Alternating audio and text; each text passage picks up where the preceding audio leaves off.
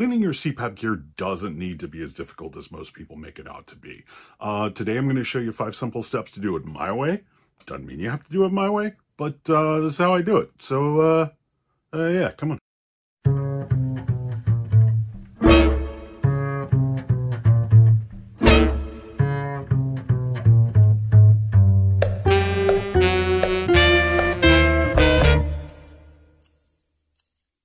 So after months of my begging, my dad has finally agreed to stop using his SoClean machine to clean his CPAP gear. Here's the thing, I've known for a long time, for years, that my dad used a SoClean. I didn't really know what it was though. I read about these things. They use ozone to clean your CPAP gear. That's a bad idea, really bad idea. Ozone plus plastic and rubber is kind of like salt water plus pig iron. I mean, it's corrosion, and that is what SoClean and other ozone devices are doing to your CPAP gear. They're wearing out the seals. They're degrading the plastic and rubber. They're just not good. Now, some of you may remember in a previous video, I said that I thought Philips was using SoClean as a scapegoat. Philips seems to be pinning the blame on ozone cleaners, which is kind of funny because you don't use ozone cleaners on ventilators. I still think that's true. Both of those things can be true. Ozone can be bad for your CPAP gear, and Philips can be scapegoating them by saying, oh, that's what's causing our foam to degrade. No, it's not. When I finally convinced my dad to stop using his SoClean, he was kind of like, oh man, I don't want to clean my stuff in the sink. Oh, it takes so long, blah, blah, blah. And he even admitted, back before he had SoClean, he was only cleaning his gear like once a month. That's bad. No, you want to do it once a week, at least. Some people do it a little more. They do it once a week, it's fine. Now there's daily cleaning. You want to dump out your reservoir. You want to clean your nasal interface, the part of the mask that touches your face, which can usually be separated from the rest of your mask. You know, rinse those off, dry them, whatever. But every week you want to clean your hoses. You want to clean everything. So I told my dad I'd come over and show him how I do it. You're going to need a couple of pieces of gear. You're going to need a basin, just a kitchen basin. You might want to do it in your sink. I don't know. I know what goes on my sink. I don't want to be putting my CPAP gear in there. So just a good little kitchen basin.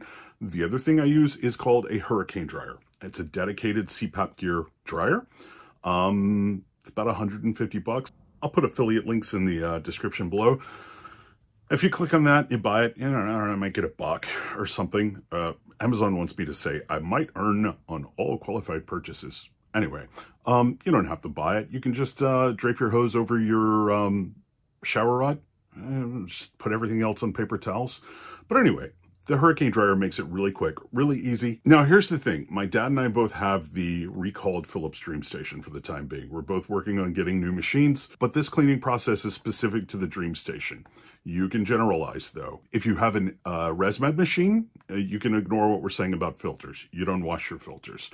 If you have a different kind of mask, it might come apart differently. It might have different pieces. But anyway, you can just generally watch what we're doing and extrapolate to your own gear. Anyway, come join me at my dad's house. So the thing I do is I just bring my basin into my bedroom with me and pile all of my junk in there. So the easiest thing to do is just disconnect your hose from your machine and take your reservoir out and stick it in the basin. Doesn't really matter. And pull out your filters and leave your disposable fine filter here. We just want the pollen filter. All right, we're ready to go to the kitchen. First thing you do, dump out your reservoir. All right, now take your mask apart down to its basic components.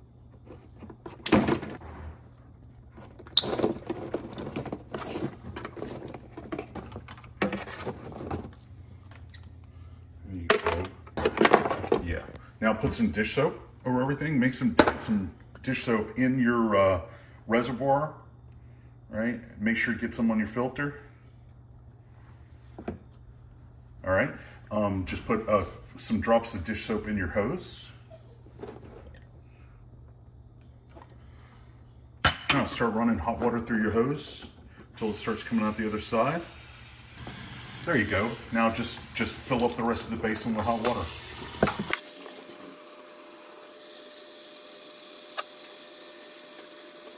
I want to put a little more dish soap in there. It's not bubbling much. That one, by the way. That's a good soap to use. Cleans well, it's gentle, the best soap. Basically I use Dawn, and once a month I might put a little bit of white vinegar in with this. Does Rosie want to help too? I think so.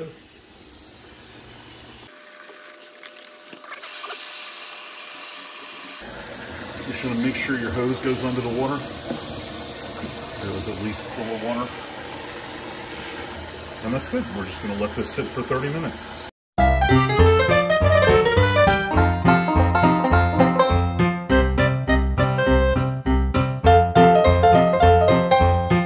Okay, so we've been soaking for 30 minutes. The first thing I do is basically just get as much water out of this basin as I can. Because we're going to be putting more water in this basin as we rinse stuff. And we don't want it to overfill. Let's get it relatively dry. Not dry, but you know, washed out. First thing I'm going to do is the hose. We need to do a deep clean on the hose. So the first thing you're going to do is put a good little amount of Dawn dish soap in it. Get your water, you know, pretty toasty. Make sure this side is lower than the top. You're just going to fill it until it's pretty full of water. And you're just going to milk it like you're milking a cow. What you want to do is just get that soapy water sort of scrubbing around there. Keep your fingers over the ends. You just want that water sloshing around there really well. So then, take and dump it out. And then we want to rinse it really good. Again, make sure this end is lower than your water. You just basically want to let it run through there until it runs clean. So once that water starts running clean, you don't have any soap coming through it at all, well, you're good. Dump it out. Rinse the outside of your hose off. And then what I like to do is just hold the hose up to the window, and if there is any bubbling inside, if there's any soap residue, then you didn't rinse it well enough. So then, you see this little port on the Hurricane Dryer? That's what your hose connects to. That's going to dry your hose and your mask. First things first, you just want to get your hose wrapped around in there, sort of curled around the outside. It's going to surround everything. Next thing I'm going to do is the reservoir. I'm going to take and give it a good scrub by hands. And again, this is only once a week. Every day I just kind of put soap in it and rinse it out. But once a week, really going to get some fingers inside here, wash out all of these surfaces. I know you've been using SoClean for years and that goes into here, but I'm feeling grime and gunk inside here that wasn't clean. Just once a week, just get your fingers down on every surface, get it under there, and rinse it out real good.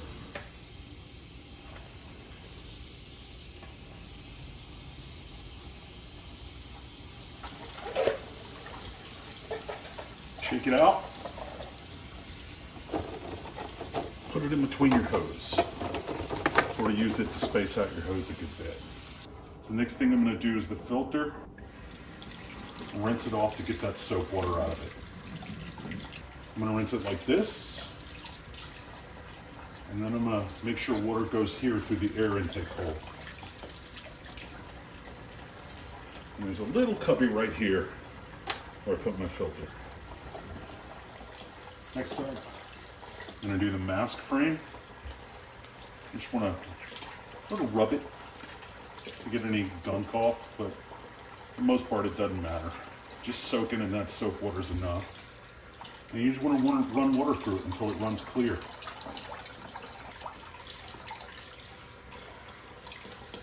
Make sure to rinse this good. Rinse our little nooks and crannies. For the time, we're just going to set that on top. Next, we're going to do your nasal interface. You've washed this every day well with soap. All you really need to do is soak it on your cleaning day and rinse it out real good, because if you've got any soap residue in there, it's going to be blowing bubbles in your nose at night. At this point, we're going to start putting the mask back together. There we go. Next is going to be the elbow.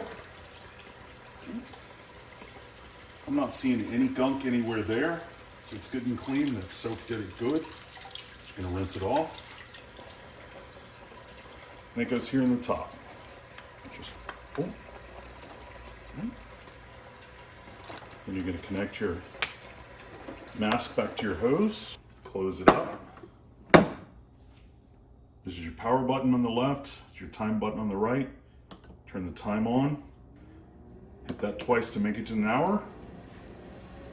And let it dry.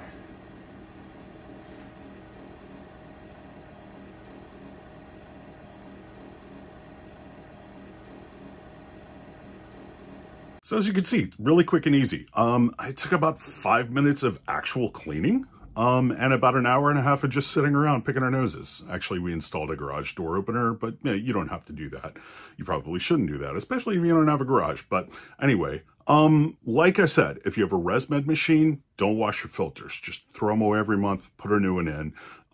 If you have a Fisher and Paykel or something like that, I'm not familiar with them, you might not wash those filters either. Different masks might come apart differently, you might put them back together differently, whatever. But generally speaking, if you sort of follow the steps we did in this video, you can keep your stuff really clean, really quickly, really easily. Just do it once a week. My advice is stick to a schedule.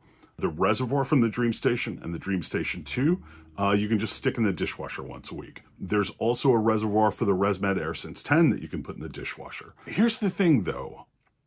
Are you always ready to run your dishwasher the exact same time on the exact same day every week? I'm not. Although it would be easy, that would sort of break my habit, and I'm a very habit-oriented person, and so I just wash it by hand. But if it just so happens that I'm running my dishwasher exactly when I'm rushing my CPAP gear, yeah, I'll stick my reservoir in there instead. Otherwise, just do this once a week. You'll be good, guys. Clean your reservoir every day. Clean your mask interface every day. Everything else, do once a week. You'll be good. Your stuff will be clean. You'll be happier. Fewer respiratory infections. Yeah, thanks for joining me. Oh, by the way, I'm a terrible YouTuber, apparently. I keep forgetting to tell people to like and to subscribe. Why do you want to do that? If you like, then YouTube says, hey, people like the video. I'll show it to more people. If you subscribe, they apparently like that too. There's a bell. There's a bell around here somewhere.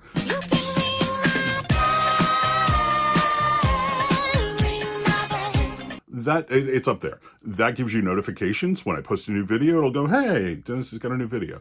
But anyway, thanks for joining me, and I'll see you next time.